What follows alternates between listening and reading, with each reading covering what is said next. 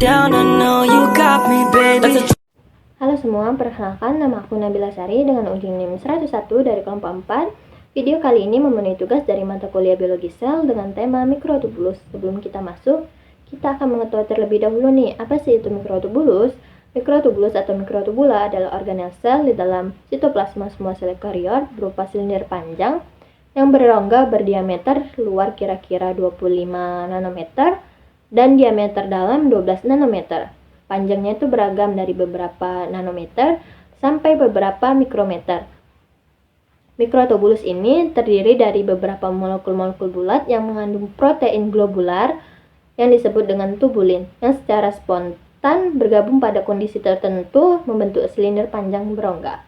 Selanjutnya ada ciri-ciri dan struktur dari mikrotubulus. Ciri-ciri dari mikrotubulus sendiri terdiri dari 13 protofilamen yang membentuk tabung, memiliki polaritas dengan ujung positif tumbuh cepat dan ujung negatif melekat pada sentrosom. Selanjutnya membentuk silia, flagella, dan gelondong mitosis. Dan terakhir fungsi utamanya yaitu sebagai transportasi intraseluler, pembelahan sel, dan sebagai penggerakan sel. Selanjutnya ada struktur dari mikrotubulus. Mikrotubulus adalah tabung silindris berongga yang berdiameter 25 nanometer yang tersusun dari dimer tubulin atau alpha tubulin dan beta tubulin. Bisa kalian lihat di atas tubulin dimer, alpha tubulin berwarna ungu, sedangkan beta tubulin berwarna biru. Selanjutnya ada jenis-jenis dari mikrotubulus.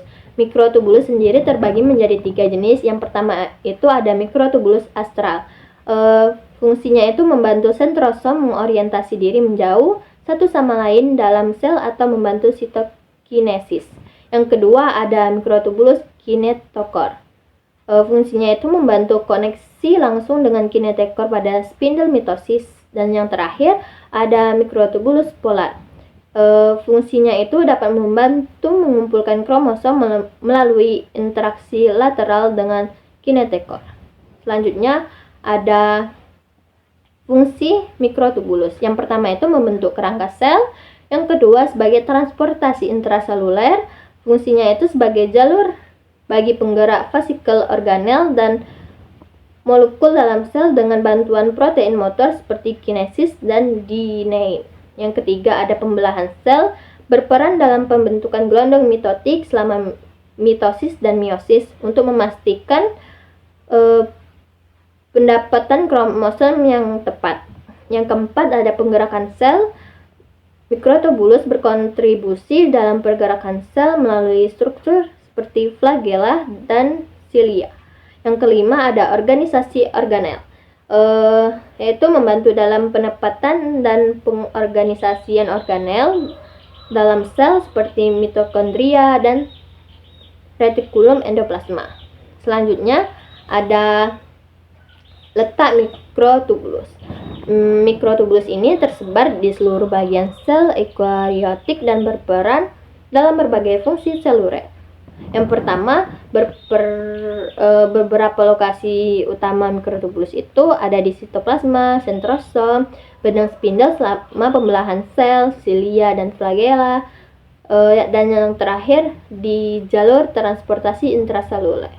Selanjutnya, ada penyakit apa saja sih yang disebabkan oleh mikrotubulus? Yang pertama itu ada Alzheimer, yaitu gangguan pada mikrotubulus akibat protein tau yang abnormal. Yang kedua ada kanker, yaitu pertumbuhan sel yang tidak terkontrol dapat dipengaruhi oleh dinamika mikrotubulus. Dan yang terakhir ada Carter-Giner syndrome, yaitu kelainan genetik yang menyebabkan disfungsi silia dan flagella.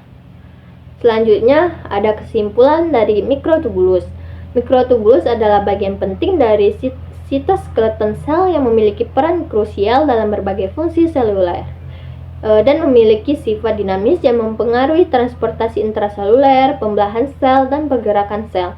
Dan terakhir, gangguan pada mikrotubulus dapat menyebabkan berbagai penyakit.